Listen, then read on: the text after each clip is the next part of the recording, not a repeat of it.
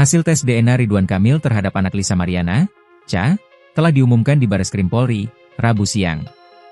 Dikatakan Kasubdit 1 Direktorat Cyber Bareskrim Polri, Kombes Rizky Agung Prakoso, Cha dipastikan bukan anak kandung Ridwan Kamil. Hasil pemeriksaan DNA dengan hasil bahwa saudara RK dan anak saudara LM berinisial Cha tidak memiliki kecocokan DNA, atau non-identik, ujar Rizky.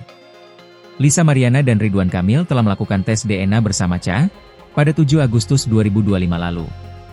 Pengambilan sampel berupa darah dan air liur di bagian pipi atau buccal dilakukan untuk kepentingan uji DNA di laboratorium. Sebelumnya kuasa hukum politikus Ridwan Kamil, Muslim Jaya Butar-Butar mengungkapkan reaksi kliennya jika hasil pengumuman tes DNA dinyatakan negatif.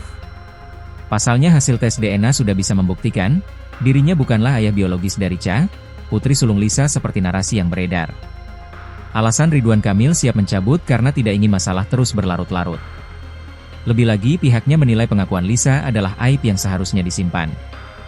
Laporan tersebut dibuat pihak Kang Emil, sapaan akrab Ridwan Kamil pada 11 April 2025 lalu.